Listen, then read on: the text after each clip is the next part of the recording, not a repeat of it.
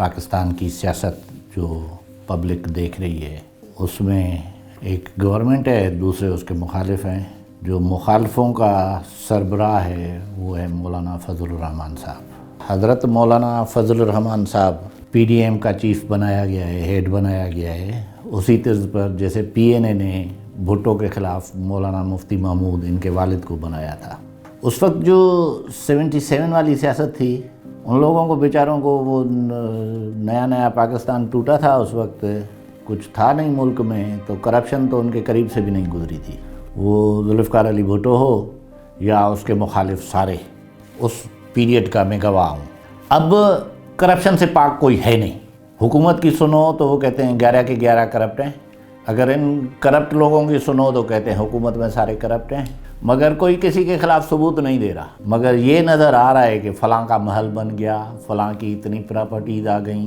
Corruption کا الزام ایک دوسرے پر، ثبوت کسی کے پاس نہیں، صرف سطحی باتیں کر رہے ہیں کہ دیکھا چینی چوری ہو گئی، چینی پر یہ ہو گیا، وہ ہو گیا، وہ کہیں جی اتنا قرضہ لے لیا، کہاں گیا، کون کھا گیا، یہ جی موٹر وے بن گیا، اس میں اتنا کھا گیا، صرف الزامات، ثبوت زیرو۔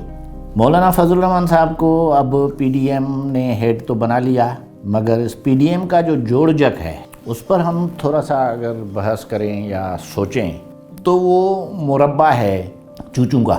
اس میں محمود اچکزئی صاحب اٹھتے ہیں تو اپنی بات کرتے ہیں، پیپلز پارٹی اٹھتی ہے تو بجن کے نعرے بھٹو دے، اور نون لیگ والا اٹھتا ہے تو شیر آ جاتا ہے، زرداری صاحب تقریر کرتے ہیں تو شیر کا شکاری بن جاتا ہے۔ تو عجیب لطیفہ بنا ہوا ہے۔ مگر اس پر ذرا سا غور کیا جائے تو ہمارے ملک میں سیاست جو ہے، اصل میں تو سیاست بنائی اس لیے گئی ہے کہ جو ہمارا ریئل مسئلہ ہے وہ ہے امیر غریب کا، غریب غریب تر ہوتا جا رہا ہے، امیر امیر تر ہوتا جا رہا ہے۔ اس کو چھپانے کے لیے، کیموفلاج کرنے کے لیے ہمارے پاس سیاست ہوتی ہے۔ اس سیاست کے جو جوڑ جک ہے، جو کنسٹرکشن ہے اس کی، وہ ہے بھٹو اور اینٹی بھٹو، جو میری ججمنٹ ہے، جو میں سمجھاؤں۔ صرف دو پارٹیاں مجھے نظر آتی ہیں، ایک بھٹو کے نظریے والی جس میں شہید بھٹو پارٹی بھی ہو، پیپلز پارٹی بھی ہو، اور دوسری جو بھٹو کے خلاف ہے، اس میں سارے موجودہ حکومت بھی اور پی ڈی ایم کی 10 پارٹیاں بھی بھٹو کے خلاف کا گروپ ہے۔ ان کو ابھی ضرورت پڑی ہے بھٹو کے پارٹی کی تاکہ ان کا ایجنڈا آگے بڑھ سکے۔ میں سلام پیش کرتا ہوں آصف زرداری صاحب کو اور مبارکباد دیتا ہوں میاں نواز شریف کو، یہ سارے پیپلز پارٹی میں شامل ہو گئے، مگر مولانا فضل الرحمان صاحب پیپلز پارٹی میں بھی شامل نہیں ہو رہے ہیں۔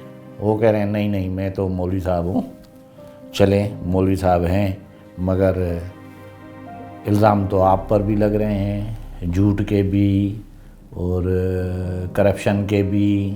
میں ان کے فائلوں کو پھینک دوں گا ان کے سامنے، اگر انہوں نے ایسی جرت کی تو میں چھٹی کا دودھ ان کو یاد دلا دوں گا۔ مجھے کوئی پرواہ نہیں ہے ان کی، میں وہ آدمی نہیں ہوں جو اس قسم کے ریفرنسوں کے سامنے جھکوں گا، میں ان کے ریفرنسوں کی دھجیاں بکھیر دوں گا۔ آپ بھی بھلے کہو کہ میں ان کے ریفرنسز کی دھجیاں بکھیر دوں گا، تو دھجیاں بکھیر لینا، مگر فی الحال تو نہ پیپلز پارٹی آپ کا ساتھ دے رہی ہے، نہ نون لیگ آپ کا ساتھ دے رہی ہے۔ شیرانی صاحب اتنا سا مفتی محمود صاحب کی رحلت کے بعد آپ کا ساتھ دیا، اب وہ بول رہے ہیں کہ نہیں آپ جھوٹ بولتے ہو، آپ نے اپنا گروپ الگ کیوں بنایا تھا۔ اس سے تو مجھے نہیں لگ رہا کہ جمعیت علماء اسلام پاکستان اگر بن گئی تو مولانا فضل الرحمان صاحب سروائیو کر سکیں گے، اور شاید اسٹیبلشمنٹ کو بھی اب اس کی ضرورت نہیں ہے۔ پیپلز پارٹی کو تو ضرورت اس کی پہلے کبھی نہیں رہی تھی، نون لیگ کو ضرورت پڑتی ہے فضل الرحمان صاحب کی، مگر نون لیگ اب اس پوزیشن میں نہیں ہے کہ آپ کو بچا سکے، نیب آپ کا کچھ بگاڑ سکے نہ سکے، آپ ریفرنسز کی دھجیاں اڑا دیں، مگر آپ ابھی سم بڈی سے نو بڈی بننے والے ہیں۔ اس کے لیے آپ کو اپنی پارٹی بچا سکتی ہے، مگر آپ اپنی پارٹی سے بھی خود کو بہت بڑا بنا لیا ہے پارٹی سے، تو اب مشکل ہے آپ کے لیے۔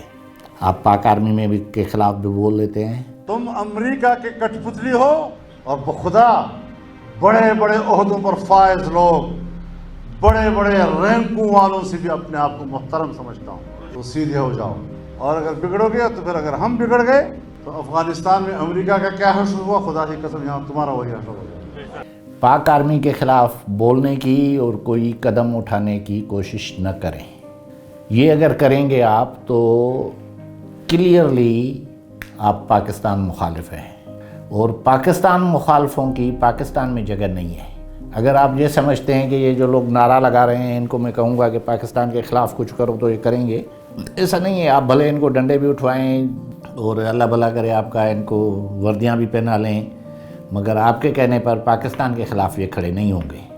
हमारी फ़ौज हमारा एक शेल है, हमारे मुल्क के हिफाजत की जो ज़मानत है वो फ़ौज है, आप लोग नहीं हैं।